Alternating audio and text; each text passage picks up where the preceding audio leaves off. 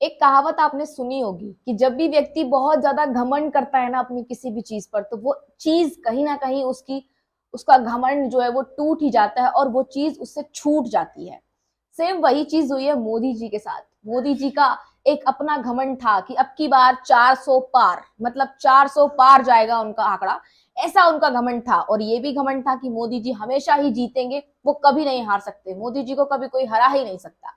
तो इस बार जो विपक्ष पार्टी है ना, उसकी वो मोदी जी ना उनसे बिल्कुल लॉस में है, कह सकते हैं ऐसा। और अभी के जो आंकड़े हैं वो हम इस वीडियो में देखेंगे कि क्या आंकड़े हैं और क्या नहीं, और विपक्ष पार्टी जो है उसके कितनी ज्यादा उसके पास सीटें हैं और वो कितने से जीत रहे हैं या हार रहे हैं, वो तो सब अभी हम इस वीडियो में देखेंगे। उसके बारे में मुझे कुछ पता नहीं है। फिलहाल में हम चलते हैं सीधा वीडियो की तरफ। और एक बात मैं और आपसे कहना चाहूंगी कि घमंड कभी भी किसी का नहीं टिकता, तो वो मोदी जी हैं। जब इस ईश्वर का घमंड नहीं टिका, जब शैतान का घमंड नहीं टिका, रावण का घमंड अपने ऊपर नहीं रहा, तो फिर ये इनकी तो कोई वो ही नहीं है कि भाई ये घमंड करें किसी भी चीज का। तो किसी व्यक्ति को घमंड नहीं करना चाहिए, जो है उसके पास उसकी वो इज्जत करे। चलो फिर चलते हैं वीडियो की तरफ। चुनाव के जो ट्रेंड्स इस वक्त आ रहे हैं वो तो आप सब लोग देख ही रहे होंगे। इसमें क्या क्या बड़ी बातें इस वक्त समझ में आती हैं। पहली चीज़ तो ये है कि जो आप लोगों के सामने इस तरह का एक नैरेटिव बिल्ड किया जा रहा था, 400 पार तो चलिए अभी हम उस पर आएंगे, लेकिन कि नरेंद्र मोदी को कोई नहीं हरा सकता। नरेंद्र मोदी खुद अपने बारे में मोदी मोदी करके बात करते हैं कि मोदी को कोई नहीं हरा सकता। अगर इस तरह का आपके दिमाग में इन्होंने एक नैरेटिव बिल्डिंग कर ली थी, वो सब कुछ कितना गलत और झूठ है वो इस वक्त आपके सामने है। बात हार जीत की नहीं है, बात यह है कि कितनी सीट दोबारा से अभी, क्योंकि अभी तो ट्रेंड्स आ ही रहे हैं, अभी तो पूरी तरह से नतीजा नहीं आया है, लेकिन जो हमें देखने को मिल रहा है, जो सीटें इतनी कम होती हुई नजर आ रही हैं। कहाँ आपके सामने 400 पार का नारा देकर ये दिखाने की कोशिश की जा रही थी कि देखिए वी आर इनविंसिबल। पहली बार में 282 लेकर आए थे, दूसरे टर्म में 303 लेकर आए थे, और इस बार तो 400 पार कर जाएंगे। नहीं, 330 से कितनी नीचे इस वक्त, अगर मैं इलेक्शन कमीशन की वेबसाइट देख रही हूँ तो वहाँ पर कुछ 242 के आसपास भारतीय जनता पार्टी इस वक्त दिखाई दे रही है। और इंडिया अलायंस की जो सीटें हैं वो 200 पार कर चुकी हैं। तो आप इस बात से ये अंदाज़ा लगा सकते हैं कि अगर आपके दिमाग में ये बोलने की कोशिश की गई थी, ये घर कराने की कोशिश की गई थी कि जी नरेंद्र मोदी को तो कोई भी, मतलब सिर्फ मोदी के नाम पर वोट पड़ता है, तो अमेठी में क्या हो रहा है? स्मृति ईरानी, हाँ, इस वक्त सबसे ज़्यादा चर्चा अगर किसी सीट की हो रही है तो वो स्मृति ईरानी की उस अमेठी सीट की हो रही है, जिसे पूरा राहुल बनाम स्मृति ईरानी करने की कोशिश तो की गई थी। लेकिन कांग्रेस को उसके इस डिसीजन को लेकर, हमने भी, कई पत्रकारों ने ये बात कही थी कि नहीं, राहुल गांधी को मैदान में खड़ा करना चाहिए था, लेकिन आज जो नतीजे सामने आ रहे हैं उसे देखकर ये बात मानी जा सकती है कि उनकी स्ट्रैटेजी कितनी सही थी। किशोरी लाल शर्मा ऑलमोस्ट 50,000 वोट से आगे चल रहे हैं। अभी ऊपर नीचे हो सकता है आंकड़ा, लेकिन ये मार्जिन सिर्फ लगातार बढ़ ही रहा है। शुरुआत से लेके अभी तक स्मृति ईरानी अपनी उस अमेठी की सीट पर, जहां पर वो दम्भ भरती थी राहुल गांधी को हराने का, उस सीट पर किशोरी लाल शर्मा से हारती हुई नजर आ रही हैं। और इसीलिए किशोरी लाल शर्मा ट्वीट करते हुए नजर आए। कौन? स्मृति ईरानी। पुराने ट्वीट्स अब वायरल हो रहे हैं, और स्मृति ईरानी का एक पुराना ट्वीट सामने आया जब उन्होंने पूछा था कि कौन कहता है आसमां में सुराख नहीं हो सकता। 2019 का वो ट्वीट जब उन्होंने राहुल गांधी को हराया था, बिल्कुल बहुत बड़ी फीट थी। लेकिन जितनी तारीफ उनकी उस वक्त की गई थी, तो आज भी बताना पड़ेगा कि स्मृति जी आखिर हुआ क्या। किशोरी लाल शर्मा से आप हार गई। और यही अब मुझे याद आ रहा है, उस वक्त जब ये डिसीजन लिया गया था तब जयराम रमेश ने एक बहुत लंबा चौड़ा ट्वीट किया था, और उन्होंने कहा था कि हमारी ये स्ट्रैटेजी है, अब हम पूरे का पूरा मीडिया जो एक सर्कस बनने वाला था उसको हटा दिया है, और अब हम स्मृति ईरानी को बताना चाहते हैं कि आप हारेंगी, और हारेंगी भी किससे? किशोरी लाल शर्मा से हारेंगी। और यही हुआ, किशोरी लाल शर्मा से वो हारती हुई नजर आ रही है। और आज उनका पुराना ट्वीट वायरल करते हुए फिर लोग पूछ रहे हैं, कौन कहता है आसमां में सुराख नहीं हो सकता। आप सोचिए, मंदिर बनाने के नाम पर, बिल्कुल 22 जनवरी आपको याद होगा, अयोध्या में मंदिर बनाया हमने कहकर कितने वोट बटोरने की कोशिश की गई। अयोध्या जो कि फैजाबाद में पड़ता है, उस कॉन्स्टिट्यूएंसी में समाजवादी पार्टी के कैंडिडेट आगे चल रहे हैं। जब तक मैं ये वीडियो बना रही हूँ तब तक वो आगे चल रहे हैं। उसी तरह से एक और, जिसे कहते हैं ना कि राहत वाली खबर इस बीच ये आ रही है। देखिए कौन जीत रहा है, कौन सरकार बना रहा है, कौन प्रधानमंत्री बन रहा है, ये सब तो आपके सामने शायद बहुत हद तक क्लियर हो चुका है। लेकिन Prajwal Revanna that sexual assaulter, वो शख्स अपनी सीट से, आसन से पीछे चल रहा है, वो हार रहा है, ये एक दिल को सुकून देने वाली खबर सामने आई। वहीं आपको याद होगी वो थिएट्रिक्स करने वाली बिल्कुल माधवी लता ऐसे ऐसे करके तीर चलाती हुई नजर आ रही थी, मस्जिद के ऊपर ऐसे करते हुए तीर चलाती हुई नजर आ रही थी, वो वैसी से काफ़ी पीछे चल रही हैं हैदराबाद में। ये सब थिएट्रिक्स, ये सब ड्रामे, नौटंकी वोट नहीं आपके लिए लेकर आती शायद। तो ये एक बड़ी बात इस पूरे इलेक्शन में, अभी तक क्योंकि ट्रेंड्स अभी आ रहे हैं, धीरे धीरे और सारी स्थितियां हमारे सामने क्लियर होंगी, कुछ सीटें होंगी जो कि अटकी हुई हैं, आगे पीछे हो रही हैं, ये सारी चीज़ें देखने को मिलेंगी। लेकिन इस पूरे चुनाव में इस वक्त अभी जो देखने को मिल रहा है, देखिए उत्तर प्रदेश से सबसे बड़ी खबर सामने आ रही है। जो सबसे ज़्यादा विपक्ष के एक नेता उभरते हुए, जो स्टार कह सकते हैं हम जिनको, दिखाई दिए हैं, वो हैं अखिलेश यादव, समाजवादी पार्टी के अखिलेश यादव। इसी बीच राहुल गांधी और प्रियंका गांधी की मेहनत रंग लाती हुई नजर आई है।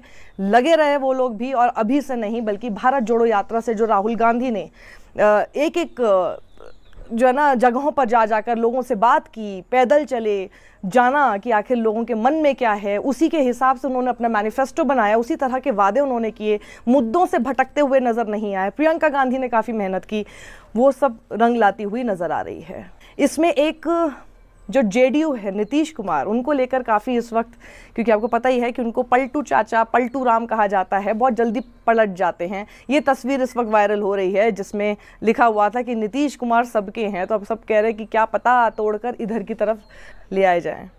आ सकते हैं, नहीं भी आ सकते, कोई नहीं जानता, सब नीतीश बाबू ही जानते हैं कि वो क्या करने वाले हैं। वहीं टीडीपी भी एक किंग मेकर के रूप में नज़र आ सकती है अगर सिचुएशन उधर की तरफ जाती हुई नज़र आए तो। इस वक्त मैं फिर कहूँगी, जिस वक्त मैं वीडियो बना रही हूँ इस वक्त बहुत अर्ली भी होगा ये सारी चीज़ें कहना, लेकिन जैसे जैसे स्थिति क्लियर होगी, I am sure they must be in talks with all these leaders कि आखिर आगे क्या होने वाला है। अभी तक जो आंकड़ा है 243-42 तक जब बीजेपी आ गई है, कहाँ 400 पार कह रहे थे, और अपने 303 ही नहीं बल्कि पहले उस टर्म के 282 के आंकड़े तक भी भारतीय जनता पार्टी अपने दम पर नहीं पहुंच पाई है, 240 के आसपास रह गई है सिमट कर, यानी हाफ वे मार्क तक भारतीय जनता पार्टी खुद नरेंद्र मोदी के बल पर नहीं पहुंच पाई है। क्या बोल रहे थे नरेंद्र मोदी आप लोगों के सामने? मैंने इन लोगों को 400 पार के नैरेटिव में अटका दिया, इनको समझ नहीं आया कि हमें तो सिर्फ 272 चाहिए, उसको हम क्रॉस कर जाएंगे। स्थिति क्या हुई? इन सबको कहना ये पड़ रहा है कि 400 पार नहीं हो सकती। ऑपोजिशन क्या कहता है? उनको समझ ही नहीं आया कि कहां ले जा रहा हूं मैं। आप भारतीय जनता पार्टी क्रॉस करते हुए नजर नहीं आ रही है। आपकी इतनी बड़ी लीडर स्मृति ईरानी, इससे कहा जाता है कि जब अहंकार होने लगता है तो ऐसे नतीजे आते हुए दिखाई देते हैं। यहाँ 7,87,000 से केएल शर्मा जीत के जाएगा अमेठी से। खटा खट खटा खट खटा खट। घमंडिया कहकर इस अलायंस को उन्होंने बोला, पर शायद उनके वादे, उनके प्रॉमिसेस, उनके मैनिफेस्टो में किए गए वो जो गारंटीज थी, वो मोदी की गारंटी के ऊपर ज़्यादा हावी होती हुई नजर आई। क्या लोगों को ज़्यादा कारगर साबित होता हुआ दिखाई दिया? किसी को नहीं पता है, या किसी को नहीं पता था कि इंडिया अलायंस अगर सरकार में आ भी जाता है तो प्रधानमंत्री आखिर कौन होगा। उसके बावजूद उन अलायंसेस पर अगर विश्वास दिखाया गया, इसका मतलब है कि मोदी के चेहरे के आगे कोई भी चलेगा जिसका नाम भी नहीं पता। ऐसी स्थिति क्या देश में आ गई जिसके नतीजे आज हमें सामने आते हुए दिखाई देते हैं। और सबसे बड़ा टेक अवे जो कि इन चुनावों से सामने आता है कि ये एग्जिट पोल जो हमको मूर्ख बनाते हैं 3 दिन तक, सिर्फ हमको मूर्ख नहीं बना रहे हैं, जो बाजार जितना उलट पुलट हुआ है इस बीच में, और वो बाजार को लेकर कई लोग सवाल ये उठा रहे हैं कि क्या ये लोग मार्केट्स को प्ले कर रहे थे। बिल्कुल ये एक इन्वेस्टिगेशन का इशू है, ये बिल्कुल इस पे इन्वेस्टिगेशन होनी चाहिए कि आखिर कितने लोगों ने इतने समय में अपना पैसा बना लिया, जनता का पैसा लूट लिया अपने एग्जिट पोल के ड्रामे से, न्यूज़ चैनल्स, और कौन कौन लोग क्या एसोसिएटेड हैं। ये सब चीज़ें सामने आनी चाहिए, इनका फ्रॉड आप लोग के सामने आना चाहिए। कुछ भी एग्जिट पोल के नाम पर अपने आप को, और अभी आप चैनल्स देख लीजिए, डिफेंड करते हुए दिखाई देते। ये वही चैनल्स हैं जो कि एग्जिट पोल के समय जनता से न जाने कैसे आंख में आंख मिलाकर ये बात बोल देते हैं कि विपक्ष मैटर नहीं करता। हमें उनको इतना स्पेस देना चाहिए कि अंजना, आज लेकिन तक जैसे उन्हें चैनल पर अब अपना हमें अपने ऊपर अगले चर्चा वीडियो करने- विपक्ष की सीटें देख लीजिए, आपके जिसके आगे जाकर, और अभी तक जिस जैसे ट्वीट्स भी इनके देखने को मिल रहे थे, जैसी एंकरिंग ये लोग कर रहे थे, अभी तो मुरझाए हुए चेहरे दिख रहे होंगे, लेकिन जिस तरह की बातें ये लोग करते आ रहे थे, ऐसा लग रहा था कि मोदी की गारंटी से ज़्यादा इन एंकर्स की गारंटी लगी हुई थी, कि गोदी की गारंटी कि आपको जिताकर ही छोड़ेंगे सर। आप सोचिए, इन सारे के सारे साम दाम दंड भेद के बावजूद, कितना कुछ इनके पास था, उसके बावजूद अगर जनता ने विश्वास दिखाया है ऐसे एक साथ मिले हुए अलायंसेस पर, तो ये समझना होगा कि ये देश चाहता तो यही है कि मुद्दों पर चुनाव लड़े जाएं, मंगलसूत्र, मुस्लिम, मटन, मछली, इन सब से दूर, बेरोज़गारी पर, महंगाई कितनी हो गई है, इन सब पर इलेक्शन लड़े जाने चाहिए। शायद ये एक बहुत बड़ा मैसेज अभी तक के आ रहे रुझानों से हमें देखने को मिल रहा है। सत्यमेव जयते। जय Hind. Thank you so much कि इन्होंने जो है वो बहुत ही सुंदरता से अपनी वीडियो में सब कुछ बताया और हमको बहुत अच्छे से समझ में भी आया।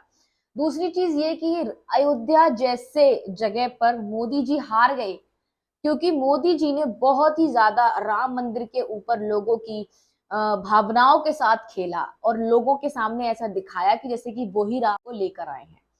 और लोगों को भी ये लगने लगा, जो अज्ञानी है ना, जो अंधभक्त हैं, जो सिर्फ मोदी जी के ही भक्त हैं, उनको भी ऐसा लगने लगा कि भाई हाँ, राम जी को जो है वो मोदी जी ही लेके आएंगे। अरे आप खुद अपने दिमाग से सोचिए, कभी कोई ईश्वर को इंसान ला सकता है? अरे ईश्वर खुद स्वयं हम सबको बनाने वाला है, तो हम कैसे उसको ला सकते हैं? और इसी बात को लेकर उन्होंने पूरी हर जगह मतलब एक ऐसी नफरत फैला दी लोगों के बीच में। लेकिन उन्होंने जहां राम मंदिर बनाया वहीं से वो हार गए। ऐसा कैसे हो सकता है? क्या अयोध्या के लोग खुश नहीं थे बीजेपी वालों से?